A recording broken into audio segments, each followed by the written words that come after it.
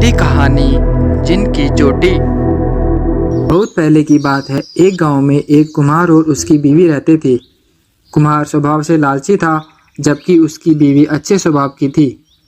कुम्हार मिट्टी के बर्तन बनाकर अपने घर का गुजारा चलाता था, लेकिन वह इससे संतुष्ट नहीं था। वह ज़्यादा पैसे कमाना चाहता था। उसने बड़ी मेहनत से कुछ मिट्टी के बर्तन बनाए, जिसे वह बेचने के लिए शहर चला गया। उसे अब की बार अपने मिट्टी के बर्तनों का अच्छा दाम मिलने की उम्मीद थी, लेकिन इस बार भी उसको पहले वाला ही दाम अपने बर्तनों के लिए मिल रहा था। उसने उसी दाम में अपने सभी बर्तन बेच दिए। बर्तन बेचने के बाद शाम हो गई।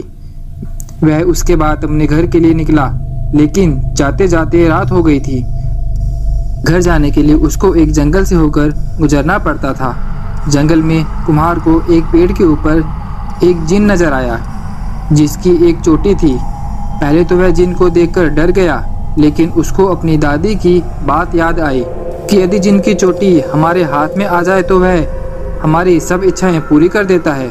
कुम्हार ने एक तरकीब सोची और जिन को बोला, जिन भाई, मुझे एक परी मिली थी। वह एक जिन से शादी करना चाहती थी, लेकिन वह उसी जिन से शादी करेगी जिसकी एक हाथ लंबी जितनी चोटी हो।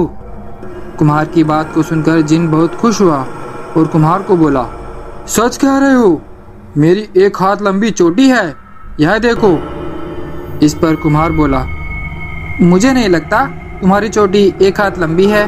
इस पर जिन परी से शादी करने के चक्कर में कुम्हार से अपनी चोटी दिखाने लगा। तभी कुम्हार ने बड़ी चालाकी से उसकी चोटी काट ली। जिन बोला, अरे अरे अरे, यह तुमने क्या किया? तुमने मुझे गुलाम बना लिया। कुम्हार बोला, हाँ, मैंने तुम्हारी चोटी लेने के लिए तुमसे परी वाली बात बोली थी। कुम्हार ने कहा, अब तुम मेरी सारी इच्छाएं पूरी करोगे?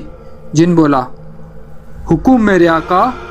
कुम्हार बोला, तुम मेरे घर को बड़े आलीशान घर में बदल दो और मेरा घर जमींदार के घर के पास रख दो।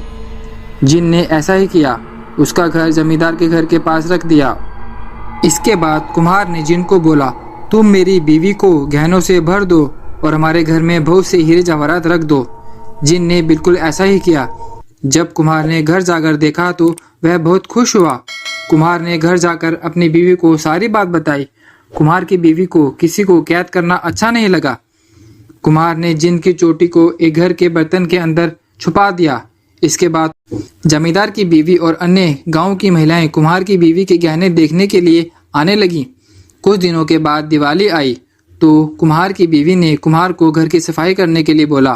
कुम्हार ने कहा, हमको घर की सफाई करने की क्या ज़रूरत है, हम यह जिन से करवा सकते हैं। इसके बाद उसने ताली बजाई और जिन हाजिर हो गया। कुम्हार ने जिन को पूरे घर की सफाई करने के लिए बोला। इसके बाद जिन घर की सफाई करने लगा। जिन से सफाई करते हुए बर्तन गिर गया जिसमें जिन की चोटी छुपी हुई थी। जिन ने चोटी को उठा लिया और कुम्हार ने उसको यह करते हुए देख लिया। कुम्हार ने जिन से चोटी मांगी, लेकिन जिन इतना बेवकूफ़ नहीं था।